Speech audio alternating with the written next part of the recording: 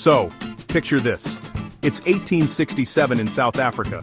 A young boy named Erasmus Jacobs is playing by the Orange River. He sees a pretty shiny pebble and picks it up. It's just a cool-looking rock to him, something to play with. He takes it home, and his family doesn't think much of it either. It's just a blink clip, a shiny stone. But this was no ordinary stone. This little rock was about to change everything. It was about to put South Africa on the world map in a big, sparkly way. This wasn't just a rock. It was a 21.25 carat diamond, later named the Eureka diamond. Now at first, nobody really believed it. A diamond? Found by a kid on a farm? It sounded like a fairy tale. The stone was passed around from a neighbor to a traveling salesman, until it finally reached a geologist. This expert, Dr. William Gibbon Atherstone, took one look and confirmed it. Yes, this was a real, honest-to-goodness diamond. Suddenly everyone got very, very excited. People who had never even thought about geology were suddenly experts in shiny stones. It was like finding out your backyard sandbox had a winning lottery ticket buried in it. The news spread like wildfire. This discovery kicked off what they call a diamond rush. Imagine a Black Friday sale, but instead of flat-screen TVs, everyone is scrambling for a piece of land hoping to find a tiny, super-hard piece of carbon. People from all over South Africa and soon from all over the world packed their bags and headed for the Northern Cape. They set up towns out of tents and dreams, digging and sifting through tons of dirt, all for that one little glimmer of hope. This wasn't just a hobby. It was a frenzy. It was the start of an industry that would define the country's economy for more than a century. The diamond rush completely transformed the region. Places that were once quiet farmland became bustling, chaotic mining camps overnight. Towns like Kimberley popped up, and at its center was the Big Hole, a massive pit dug by hand by thousands of miners. It's a giant scar on the earth, but it's also a monument to human ambition. This wasn't just about finding pretty stones anymore. It was about wealth, power, and building a new future on a foundation of diamonds. And this foundation, this obsession with diamonds, would eventually lead to the idea of putting these incredible stones onto the country's most important object, its coins. Okay, so, South Africa is now swimming in diamonds, literally. The ground is sparkling. But what do you do with all this wealth? At first, the diamonds themselves were the currency. You'd trade a rough diamond for supplies, for land, for whatever you needed. But this was messy. How do you know if one sparkly rock is worth more than another? It was a bit like trading cows. You needed a standard. The British, who were running the show in the Cape Colony at the time, saw an opportunity. They weren't just going to let all this wealth just sit there in the dirt. They needed to control it, to formalize it. The idea of putting a diamond on a coin was brilliant, if you'll pardon the pun. A coin already has value because it's made of gold or silver, and it's backed by a government. But adding a diamond? That's next level. It's like putting spinning rims on a Rolls Royce. It's a statement. It says we are not just rich, we are diamond rich. It was a way to show off the colony's incredible natural resources to the rest of the world. The first attempts weren't official currency you could buy bread with, but rather commemorative pieces, medals, and tokens to celebrate this newfound wealth. The real push for diamond coins came from a desire to create a symbol of prestige. Think about it. Great Britain had the powerful pound sterling. The United States had the mighty dollar. The South African colonies, under British control, wanted their own symbol of economic power. A coin with a real diamond embedded in it was the ultimate flex. It wasn't just money, it was a piece of the very land that was generating all this prosperity. It connected the abstract idea of currency with the tangible, glittering reality of the diamond mines. It was a marketing masterpiece before marketing was even a big thing. So, the first diamond coins were born not just as a way to spend money, but as a way to celebrate it. They were designed to be beautiful, to be collected, to be shown off. They represented the peak of the British Empire's reach and the incredible geological luck of South Africa. These early pieces were often struck in gold and featured designs that celebrated the mining industry, pickaxes, shovels, and of course a big sparkling diamond right in the middle. They were a message to the world. Look at what we have, look at what we can do. And people did look. The world was fascinated. When we talk about South African diamond coins, it's not just one type. Oh no, it's a whole family of shiny relatives. Let's start with the big guys, the showstoppers. The most famous is probably the Krugerrand. Now the classic Krugerrand is a gold coin, right?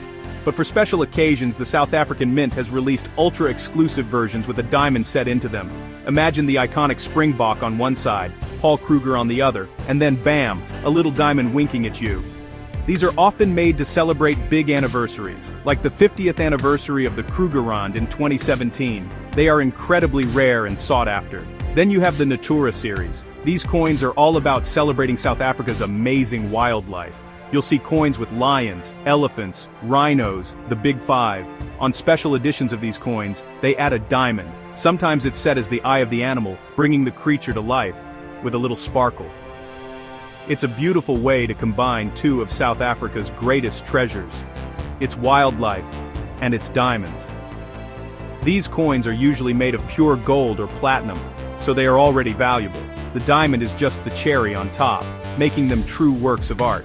But it's not all about big, heavy gold coins. There are smaller, more accessible diamond coins too. The South African Mint has produced silver coins that also feature diamonds. These might have a small diamond accentuating a part of the design, like the heart of a protea flower, South Africa's national flower. This makes owning a diamond coin a little more possible for regular collectors, not just the super rich. It's a way of sharing the national pride associated with diamonds with more people.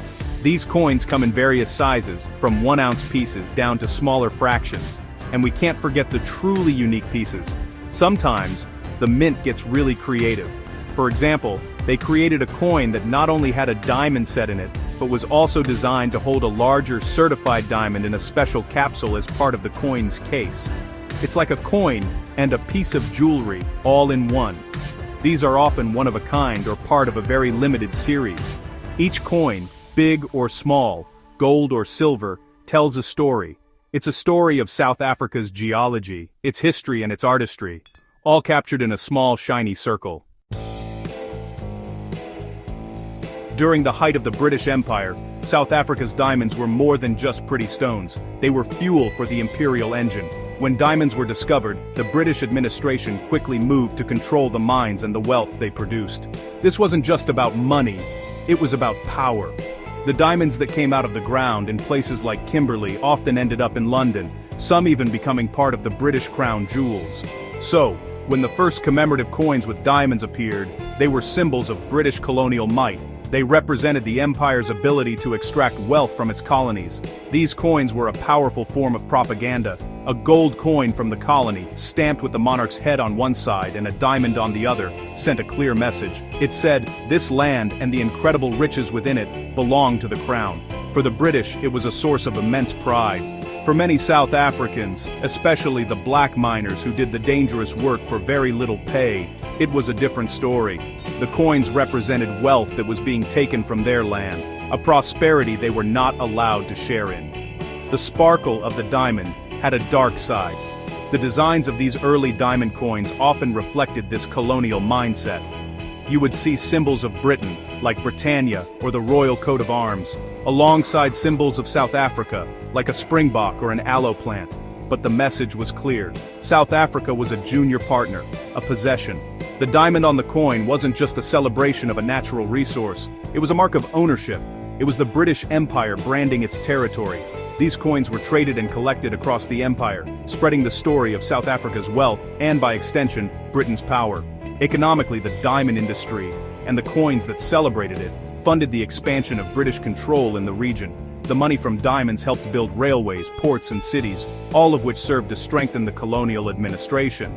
So, while a collector in London might have seen a beautiful object of art and wealth, the reality on the ground was far more complex. The diamond coins from this era are historical documents. They tell a story of discovery and riches, but also of conquest, control, and the deep inequalities that were being built into the very foundation of the new South African society. Fast forward to the apartheid era, a time of deep and painful division in South Africa. From 1948 to 1994, the country was ruled by a system of institutionalized racial segregation. Now, you might think, what does this have to do with shiny coins? Well, everything. During this period, South Africa became increasingly isolated from the rest of the world. Sanctions were imposed, and the country was seen as a pariah state. The government needed to project an image of strength and stability, both to its own white citizens and to the outside world. And what better symbol of strength and wealth than diamonds and gold? The Krugerrand, first minted in 1967, became a key part of this strategy. While most Krugerrands are gold, the government understood the power of diamonds. Special edition coins, including those with diamonds, were used as prestigious gifts for visiting dignitaries and as a way to showcase the country's mineral wealth. It was a way of saying, you can sanction us, you can condemn us, but you cannot ignore our riches. We have the gold, and we have the diamonds. These coins were a defiant symbol of Afrikaner nationalist pride and economic self-sufficiency, even as the system they represented was condemned globally. For the oppressed majority of South Africans, these diamond coins represented something very different.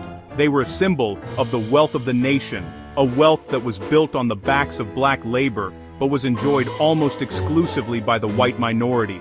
The glitter of the diamond on a coin was a stark contrast to the grim reality of life in the townships. It was a symbol of the economic injustice that was at the heart of the apartheid system. The same coin could be a source of pride for one person and a symbol of oppression for another. It all depended on which side of the racial divide you were on. Interestingly, collecting these coins during the apartheid era also became a political statement for some.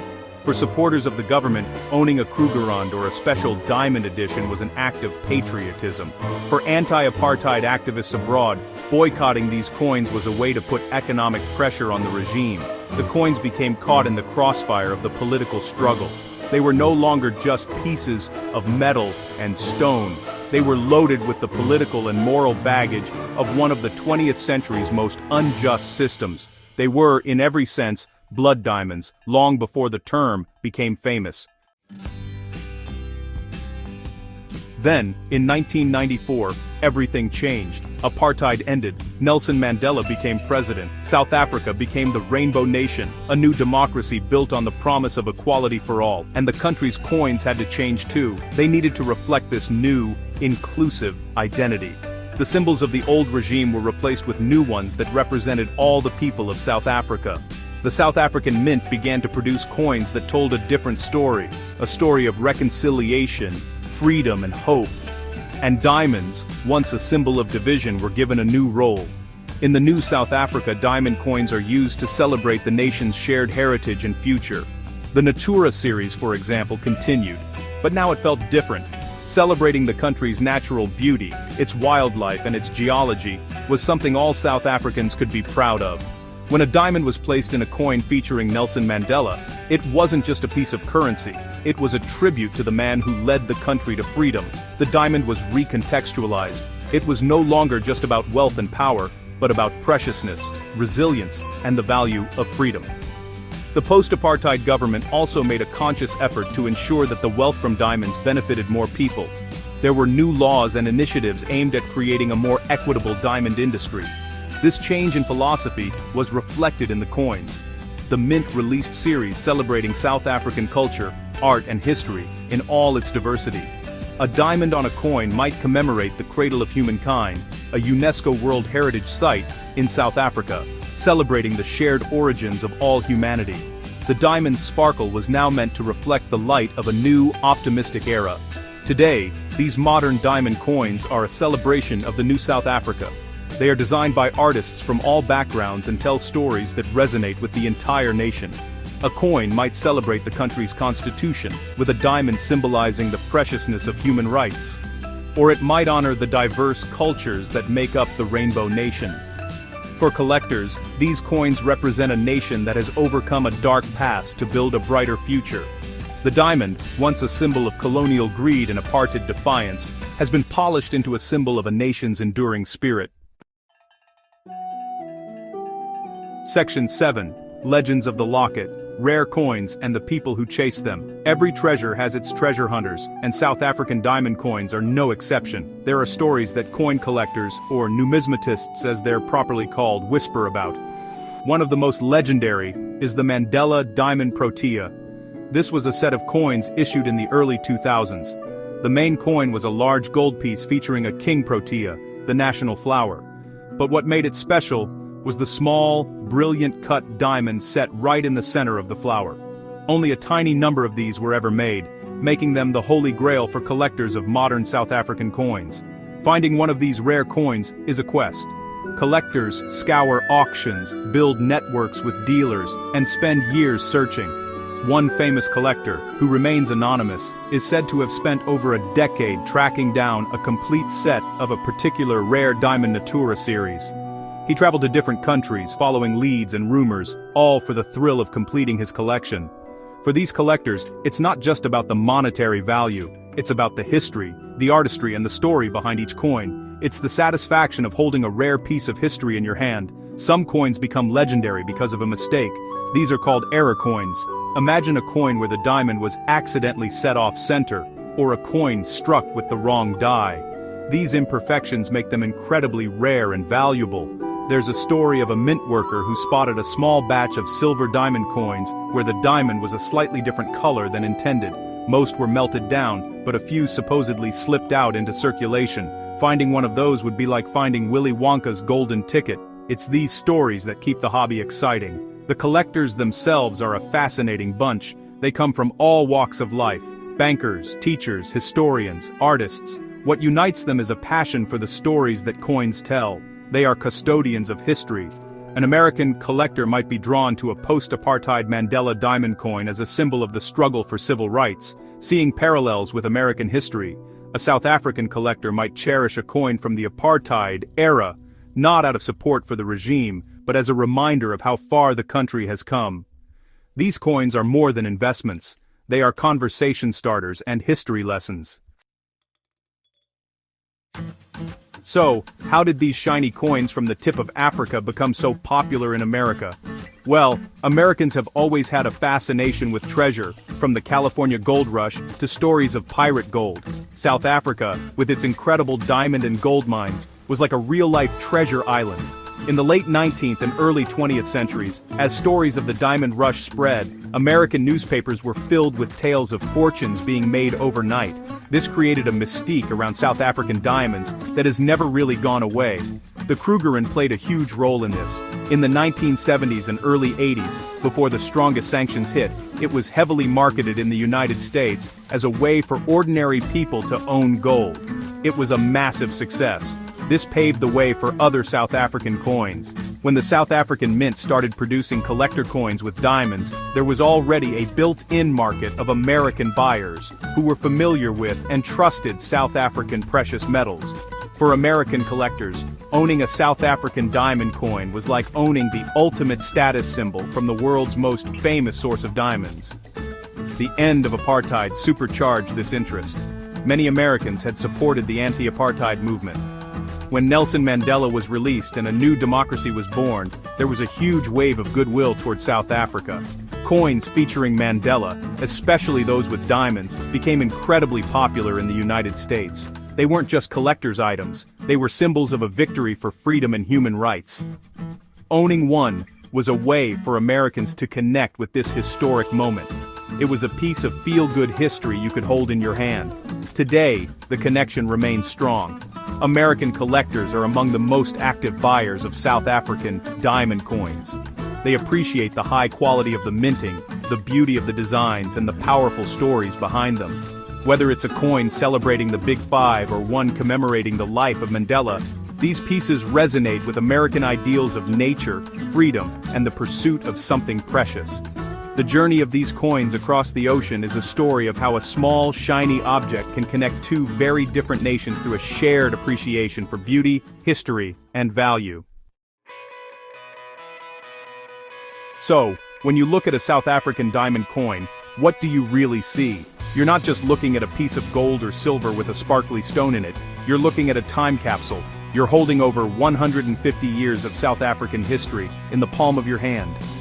You see the dreams of a young boy by a river, the greed of a colonial empire, the defiance of an isolated state, and the hope of a newborn democracy. Each scratch, each design, each glimmer of the diamond tells a part of that story. It's a story of pain and progress, of division and unity. For South Africans today, these coins are a source of national pride. They represent the country's incredible natural wealth, but they also represent its resilience. To take a symbol like the diamond, which has been associated with so much conflict and injustice, and turn it into a symbol of hope and reconciliation, is a powerful act. It's a way of reclaiming the narrative. It's saying, yes, this is part of our past, but we will decide what it means for our future. The coins are a celebration of the Rainbow Nation's ability to find beauty and unity even from a complicated history. For Americans and other international collectors, these coins offer a window into that journey. They are tangible connections to a story that has captivated the world. Owning a Mandela diamond coin is a way to honor a global icon of freedom. Collecting the Natura series is a way to appreciate the breathtaking biodiversity of the African continent. These coins spark curiosity and encourage people to learn more about South Africa's history, its culture, and its people. They're ambassadors in metal, telling South Africa's story in a language that everyone understands, the language of beauty and value. In the end, the fascinating journey of South African diamond coins is a mirror of the nation's own journey. They are complex, beautiful, and carry the weight of history. They remind us that the value of an object is not just in its material worth, but in the stories it tells and the emotions it evokes. From a simple shiny stone, picked up by a boy, to a symbol of a free and diverse nation, these coins show that even the hardest substances can be reshaped and given new meaning. They are more than just money. They are small, sparkling monuments to the enduring power of the human spirit.